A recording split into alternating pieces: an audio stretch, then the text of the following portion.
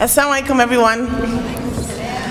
Jazakumullah khairan for making that big push to get out of bed and get here early, alhamdulillah, and get breakfast and all that stuff out of the way. This is a wonderful subject, subhanAllah, because it really comes at the core of everything that we do. Honestly, a couple of days ago at the knowledge retreat, somebody said, if there's one thing that you could recommend in choosing a spouse, what would it be? And I said, that person who fears Allah. That person who fears Allah. A marriage that's rooted in Allah subhanahu wa ta'ala, that love for Allah subhanahu wa ta'ala, is surely to succeed. Is surely to succeed, even with all of the differences and all the other issues that may come its way. And at the heart of somebody who loves Allah subhanahu wa ta'ala is somebody who has taqwa, somebody who's God conscious of Him. Somebody who's God conscious of Allah subhanahu wa ta'ala will always be questioning, is this something I should really be doing? Should I really go here even though I'm not going to do what everyone else is doing? The whole, I'm going to go to the party but I'm just going to drink Coke or Pepsi, right? Or I'm going to go to the dance but we're just going to go with my friends. It's okay, but the whole atmosphere is alcohol and people all over each other. I mean, that's the question you always ask yourself. Is this really pleasing to Allah subhanahu wa ta'ala? That's what taqwa is. That's what having God conscious is. Prophet Muhammad sallallahu alaihi wasallam, he once told the beloved companion Abu Dhar radiallahu anhu, and he gave him advice. He said, fear Allah wherever you are. Fear Allah wherever you are. When you're in the masjid, fear Allah. How am I going to fear Allah when I'm in the masjid? Because you want to make sure, are you being courteous to others? Are you walking over somebody? Are you feeling arrogant at that moment? So that concept of taqwa is everywhere, anywhere, all the time. And he followed that up by saying, and after you've committed a bad deed, follow that up with a good deed. So already we have the chances. Allah subhanahu wa ta'ala has given the tools for success, and He's also given us the chances for when we do mess up, you messed up, follow it with a good deed. You did something wrong, follow it up with a good deed. So when we're alone, or when we're with family or friends, we're never alone. And that's the thing that we need constant remembrance of. Allah subhanahu wa ta'ala is there all the time. And even a lot of times, when you were opening the session and you said sometimes when we're doing something that's not so good and somebody walks in, we stop. The first thing that came to my mind has something to do with something on your mobile. Something on your phone or on the laptop. And just to kind of implement, kind of remind us that Big Brother is watching. Big Brother is watching, by the way. Anything that you post on the net, even sites that you've looked at, people can retrieve, by the way. So really, truly, Allah's watching, Allah knows everything you do, but so does the whole tech industry. Facebook, the algorithms, things that you've looked on the internet, things that you search up, people can look back to see, go back to your IP address and say, what have you searched up? It's scary. So there's no hiding. There's no hiding. But that's even better because we need that reminder. What was beautiful when we were living in Egypt? People would say it all the time.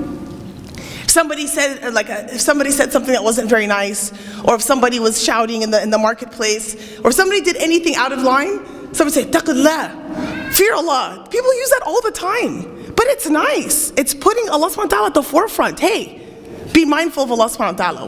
Watch your step. So this is important for us in all of our activities all the time. We're not just putting on our happy, good Muslim face when we go outside. And then when we come home, we're rude to our parents. Our mom asks us for help. We say, not now, I'm busy. Stop asking me. Why are you bothering me? Or your younger brother or sister asks for you to help and say, leave me alone, I'm doing my own thing. And really, you're not really busy. You're just on your phone posting something on Snapchat or Instagram. So taqullah, fear Allah, have God consciousness of Him. There's a hadith where somebody asked the Prophet Muhammad sallallahu, what is the most good deeds, or what is the best thing that will get us into Jannah? And Prophet Muhammad sallallahu, he said, having taqwa, being God conscious, and having good character. Having noble character and having God consciousness. Those two go together. Remember how I just said, we're not just nice to everybody on the outside, but we're also good to the people when we come home?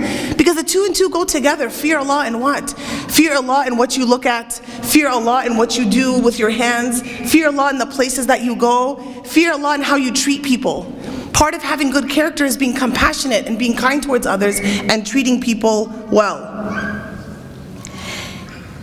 Allah subhanahu wa ta'ala reminds us in the Quran, in Surah Hujurat, in verse 13, إِنَّ أَكْرَمَكُمْ عِنْدَ اللَّهِ أَتْقَاكُمْ. It wasn't race or language or lineage that makes you the best of people. It's the one who has the most God consciousness.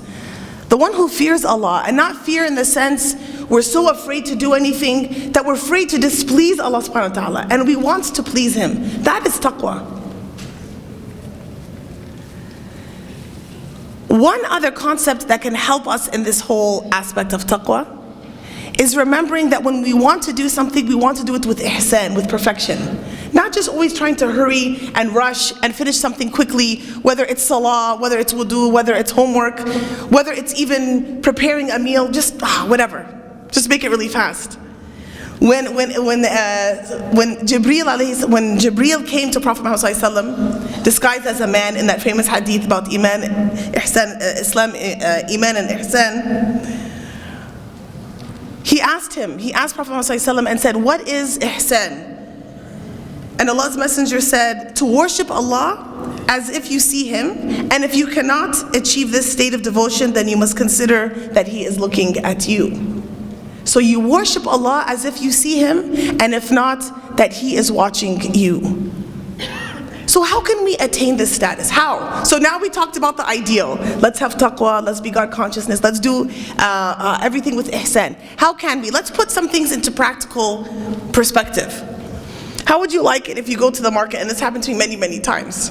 You pick a lovely red apple, it's shiny, it's so glossy, and you know that it's been enhanced with wax, right? Wax to make it look extra shiny. Like, oh, this is gonna be a great apple. You get the name that you like, Fuji or Red Delicious, whatever name that you like. You take it home, you're excited, you cut it open, and what's in the middle? Brown, mushy, rotten core. Are you gonna eat that apple and say, but you know what, it looked really, really good. But knowing that it's rotten in the inside, you're not gonna eat it, right? You're not gonna eat that apple. So why do we want this shiny world sometimes, of getting a lot of likes on the internet, of doing what's acceptable, but in the core of what we're doing, it's rotten? Or let's take another example. How about take your favorite burger, pizza, steakhouse, whatever, and you love a certain dish from them, or you love their food, it's amazing, you're like, wow, everybody loves it. And then if someone were to say, you know what, let me take you on a behind the scenes tour to the kitchen. And if you were to go to the kitchen and you see that there's pots with things dripping on the sides of it, spilled on the floor, if you find cockroaches, if you find that their pantry's a mess and their dishes are nasty, their pots that they're using to cook are dirty, would you want to go back and eat there again? That behind the scenes look is like our intentions. It's like what's going on in our heart. So do we want just everything to look fake and shiny, or do we want to really fix the core? So how can we fix the core? One of the things that I would recommend is be mindful of what it is that you do every single day. Take account. In between these sessions, or even right now, take a few moments. What are the things that you fill your day with the most? Okay, you have an 8-hour block maybe of school, but within that time, as I know from my own kids, it doesn't mean you're doing school-related things the entire time while you're there for 8 hours. You're also on social media, you're speaking with friends, you're hanging out, or while you're at work. What is it that you're doing? What kind of lifestyle do you have at home? What's going on at home? Think about that to yourself. What is it that you're watching? What words do you use? Think of all of your body parts. What things do you say? What things do you listen to? And what things do you watch? All of those things go somewhere. There's a repository, and that's your heart. Whatever your heart intakes, it internalizes it. It's impossible for you to constantly watch videos with foul language and a lot of violence, or those violent pranks where people really hurt themselves and then you laugh all the time. Okay, so I understand that it can be funny. But when we desensitize ourselves with imagery that's not good, with language that's not good, it it goes somewhere. It's not that it just, oh no, but I'm just watching. You internalize that. It's important for us to analyze and think about what am I taking in? Just like an athlete is very conscious about the foods they eat. A race is coming up, they want to make sure they have a lot of energy, they're really particular about their diet. How much water am I intaking? How much food am I taking? Am I stretching enough? Are we doing that with our heart? Am I stretching my heart enough by being compassionate, by thinking about Allah subhanahu wa ta'ala? So number one, think about the things that you do every single day and analyze them. Are they good for me? Secondly, do the things that will bring you closer to Allah subhanahu wa ta'ala. It doesn't mean that you necessarily have to feel it at that moment, but build those habits, like reading Quran, for example. And I'll tell you, very honestly, I would say out of all of the good habits that one can do, I would say probably the weakest in this one. For some reason, there are times when I was really amazing at it, and I've hit a time where I'm just kind of stumbling. I'm trying to remember, and I'll do it. But I noticed something amazing, really, really, truly amazing. Start reading Quran, whether it's in English or in Arabic. You're not fully into it, let's just say, or you're not really in a great habit, but you're trying to build it, right? You're trying, you're struggling. You read an ayah, you read 2, 3, 4, maybe it takes 2, 3 days, whatever. But finally you're gonna come across a word or an incident, and now you're like, I wonder what that means. And then you go and check Google, and you look it up. And you discover, wow, that's what that means. Or here's the incident. Then you start looking, well, I want to know more about that incident in Sirah. Or I want to know about more in history. Well, how does that all tie in together? What does that mean? And you find yourself naturally learning more and wanting to know more because you just pushed yourself to start reading Quran. And now you want to go back to reading Quran after you've discovered that gem because you want to know what other gems lay there. And the more you do that, the more Allah subhanahu wa ta'ala will open your eyes to see His gems. How many times have we heard our shuyukh and our imams and our scholars say that I've read this verse at least 1,000 times at least, but this time it meant something different. I saw something different in this verse. I realized something different. It's there for us too. It's there for us as well. We just have to push ourselves to get out of our comfort zone and start with salah, with increasing our reading of Quran, increasing going to the masjid. Who's going to be there? Oh, my friends are not going to be there. But you go and you witness something amazing. Maybe it's the homeless man that always goes to the masjid and he reads Quran. Or maybe it's the child that every time he goes to the masjid he's so happy, and you look at him and say, wow. So you push yourself to be in those situations. Allah subhanahu wa ta'ala sometimes will inspire you, even though you did not really love it at the moment, but you pushed yourself. Allah subhanahu wa ta'ala will reward you and give you something to reflect upon. And finally, surround yourselves with people who are trying to make themselves better as well. Surround yourself with people who are trying to also become better. It's not about being perfect. It's not about attaining perfection. It's about being a better person. Prophet Muhammad ﷺ, we saw as he grew as a leader that Allah subhanahu wa ta'ala through different challenges was constantly making him a better and stronger leader, a more compassionate leader.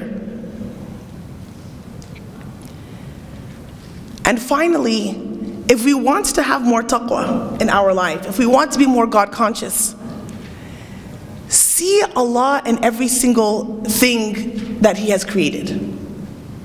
Try to do that today. Even the carpet. The carpet, Allah subhanahu wa ta'ala has given the wisdom to mankind to transform, probably this is some form of plastic and other cotton and mixed together, right? The cotton, that's natural, that Allah subhanahu wa ta'ala has provided. How did the cotton come about? Well, Allah provided us the land. How did that land turn that seed into a cotton? Well, it needed water, it needed sunlight. Who created that? Who gave that? Try to be more aware of Allah subhanahu wa ta'ala by looking at His creation. Step aside from the electronics. Step aside from your phone, from hanging out with friends sometimes, and isolate just 5 minutes a day where you could truly reflect on what Allah has bestowed you with and to think about Allah subhanahu wa ta'ala's creation. Wallahi, you will increase yourself in taqwa. If you give yourself those 5 minutes a day without any of the noise, without any of the distractions, you will get closer to Allah subhanahu wa ta'ala, and then that will become a natural part of your step. So I ask Allah subhanahu wa ta'ala to make us of those that constantly think about our actions in terms of Allah subhanahu wa ta'ala, that we use Allah subhanahu wa ta'ala as our measuring stick of success, of what is right and wrong, and not just using what is popular and what is common and what is normal. I ask Allah subhanahu wa ta'ala to make us conscious of having more ihsan in our life, of doing things with perfection. And to make things perfect for the sake of Allah subhanahu wa ta'ala, not for the sake of showing off. And finally, I ask Allah subhanahu wa ta'ala to put the love of our Creator in our hearts. Allahumma ameen. Jazakumullah khairan.